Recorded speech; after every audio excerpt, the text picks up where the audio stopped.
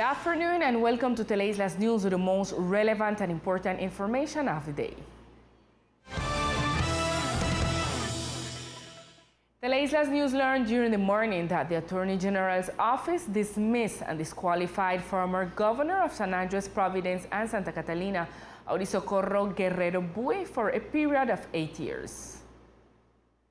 According to the investigation between August and October 2012 and all of 2013 and a large part of 2014 and 2015, the auditing of an agreement entered into in 2012 with the IPS Universidad de Antioquia was not contracted.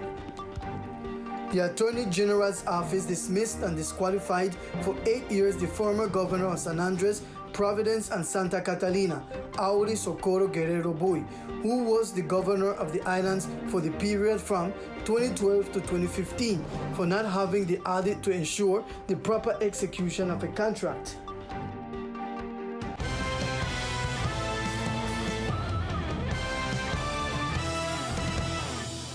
The former candidate to the House of Representatives, Carlos Bryan, filed a request to revoke the registration of the candidate Mendez last March. In the last hours, it was known that the request was admitted in the National Electoral Council. Last March 22nd, former candidate to the House of Representatives Carlos Bryan Uribe denounced presumed irregularities in the elections of March 13th in our archipelago. At the time and before the cameras of this news agency, the former candidate stated that he questioned to a great extent some acts presented during the elections in Providence, for which he filed before the National Electoral Council a request for the revocation of the registration of the then candidate for the Cambio Radical Party, Jorge Mendez. This is what former candidate Carlos Bryan said at the time. Lo que nosotros hemos hecho como grupo es...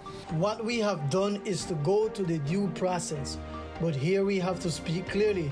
We are making some claims before the respective authorities in this case because of everything that happened in Providence, where there are 6 tables in which the voters exceeded 50% of the electoral capacity, and this is something that the software alerts. Then the duty was to count the tables to verify that indeed the vote was cast. The third place is that in Providence, the chain of custody was broken. We have evidence that the delegate of the registrar's office counted the votes, which is illegal. We have the videos where the tri-key ballot box has only 1 key. In view of these facts, it was informed that today the National Electoral Council admitted the revocation request since it met the legal requirements of timeliness and formality and proceeded to notify those involved in the case. It is expected that in the next few days the process will move forward. OCAD approves 12,000 million pesos to implement 4 projects that will benefit more than 920,000 people in 6 departments, including San Andres. In recent days, the Collegiate Body of Administration and Decision for Science, Technology, and Innovation approved more than 12,000 million from the General Royalties System for the execution of 4 projects from 2 open bidders operated by MinScience.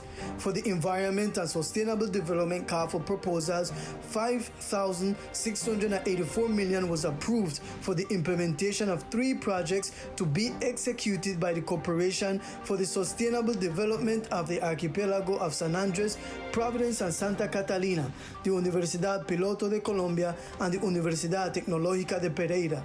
For the call for doctoral training in the regions, 1 project was approved for 6.4 thousand million, which will be executed by the Universidad de Caldas and is expected to benefit 64 doctoral students. These projects will benefit approximately 960,000 people in 6 departments of the country and will generate approximately 162 direct jobs and 81 indirect jobs.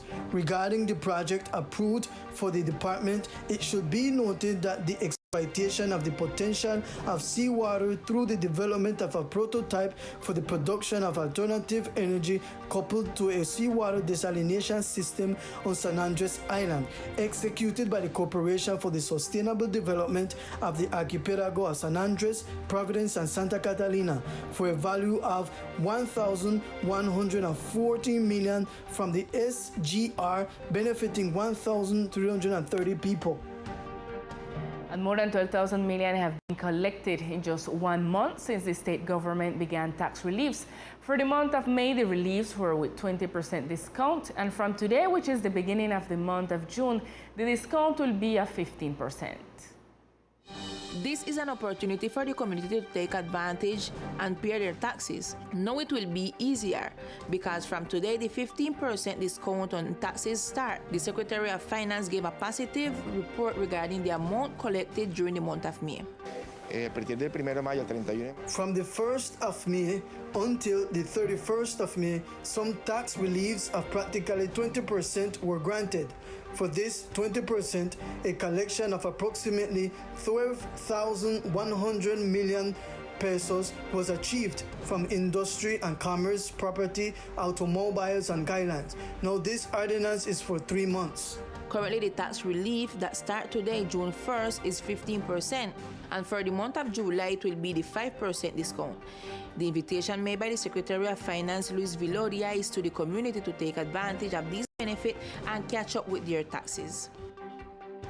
And the Secretary of Public Utilities and Environmental Services continues with the administration and care of the municipal animal shelter. Left without an operator, the Secretary of Public Services is in charge of the operation of the municipal animal shelter, which continues to carry out maintenance and attention activities at the site, guaranteeing a friendly place for the canines, equines, and felines which have received veterinary care. La administración departamental viene realizando The departmental administration has been operating the departmental shelter directly with its contractors.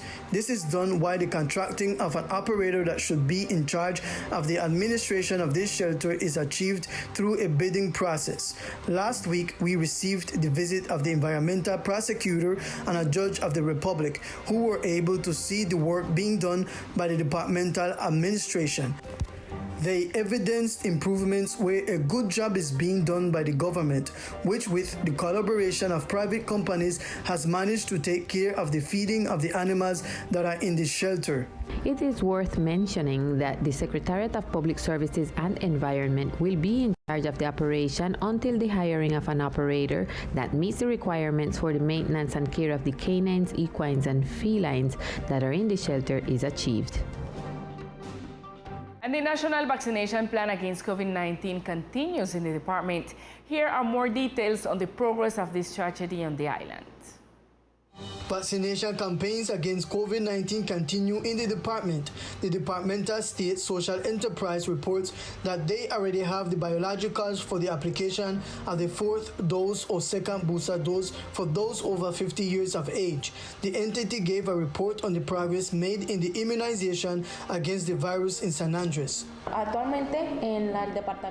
Currently in the department, we have applied 75,167 doses, of which we have 29,170 first doses, 26,685 second doses. For the first booster, we have a total applied of 18,076, and for the second booster, we have a total of 313. We continue to invite everyone to come to the tent at the hospital to receive their first dose or booster of COVID-19 vaccination.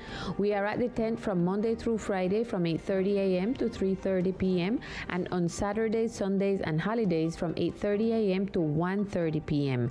We extend an invitation to minors and caregivers to come and complete their vaccination schedule. The health entity specifies that currently the department is within the territories with the highest vaccination rate, but also much of the island community has not completed its scheme, and for that reason, citizens are invited to approach the state social enterprise to be vaccinated against COVID-19.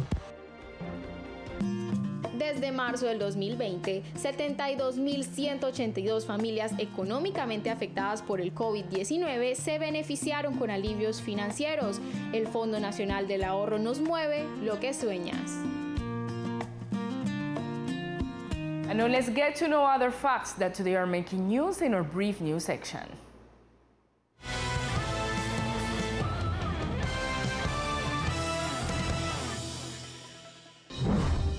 The Corporation for the Development of the Archipelago of San Andres, Providence, and Santa Catalina, Coralina, conducted a cleanup activity in the Old Point Mangrove Regional Park, where waste collection and cleaning of pedestrian paths were performed. The environmental entity invites our visitors to not litter in the park and to keep silent during their visit.